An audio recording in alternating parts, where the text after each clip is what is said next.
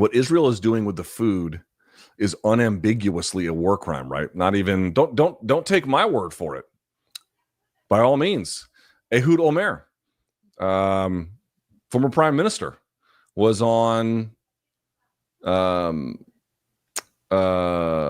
see if I can pull this up. Excuse me.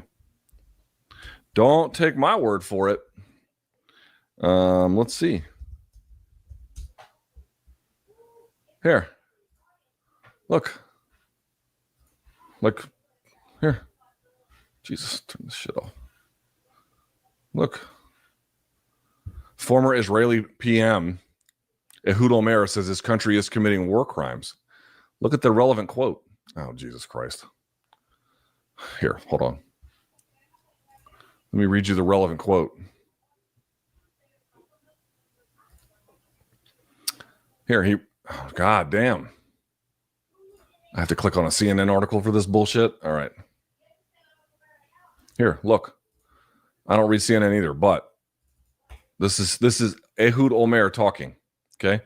This is who led the country from 2006 to 2009.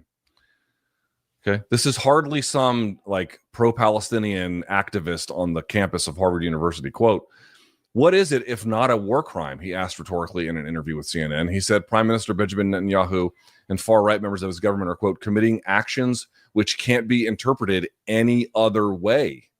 Olmert says that war should have ended a year ago. He believes he can no longer make that, that they were acting ethically. Quote, CNN spoke to Olmert following the publication of an op-ed by the former prime minister that was published in Israel's Haaretz newspaper on Tuesday, in which he wrote, quote, "What we are doing in Gaza now is a war of devastation, indiscriminate, limitless, cruel, and the criminal killing of civilians." He goes on to say, "I think that we have to make sure that no uninvolved person in Gaza are hurt because of the expansion of these military operations, which is entirely unjustified and doesn't serve any important interest of the state of Israel at this point."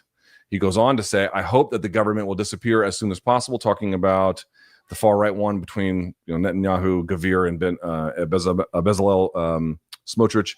Quote, "I believe that the majority of Israelis are sick and tired of these policies, of these statements, of what the terrible damage that was caused by this government to the moral integrity of the state of Israel and the people of Israel." I'm less convinced by that. There is polling that indicates that there is vast public support for these genocidal acts by their own government. But putting that aside for just a moment, like, you don't even have to believe me, dude. Like, believe them.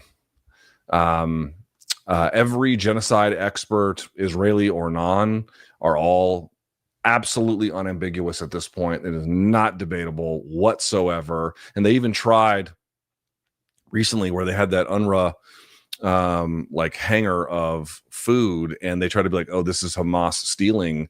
Cindy McCain, who is basically been tasked.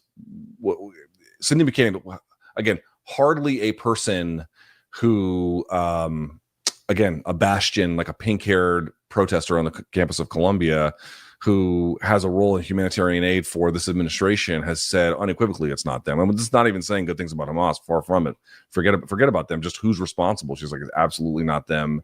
And that UNRWA facility that you saw these people like desperate for food in, they were being shot at by the Israeli army, and we're not allowed to access this. The UNRWA was not allowed to distribute it to Gazans because the Israeli army wouldn't let them.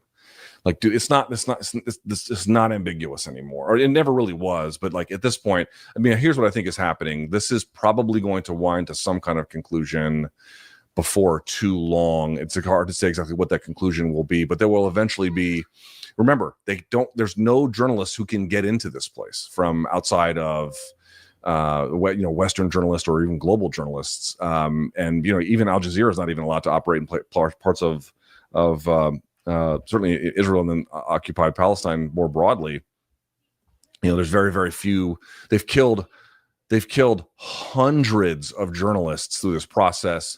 And I've said it before: universities, schools, mosques, hospital systems, water treatment facilities, electricity grids, anything to destroy the notion of life. There is going to be a reckoning about this.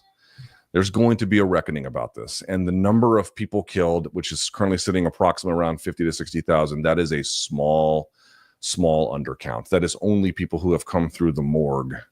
That is not people buried under rubble. Those are not people that might be currently suffering from malnutrition and or starvation, who will eventually perish, and a number of other cases that it doesn't go into play.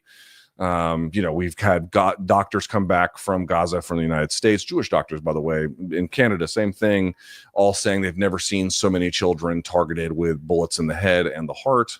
There was recently, they bombed, tent encampments, and children have been set on fire. This is all quite visible to the world. I think what they realize is we're getting closer to a place where the beginning of that reckoning is beginning. And you see people like Piers Morgan, who has come out and be like, okay, now what they're doing is wrong. It's not like I take his moral clarity about this very seriously. I think he's just trying to not make himself look bad when all of this is over. But even those people realize that the time to make a shift has now happened. Like, it's over. People who have decided what they were going to argue about this now have to live with that the rest of their lives. And I think the people that have argued on behalf of the siege of military occupied people should have a lot to answer for the rest of their life.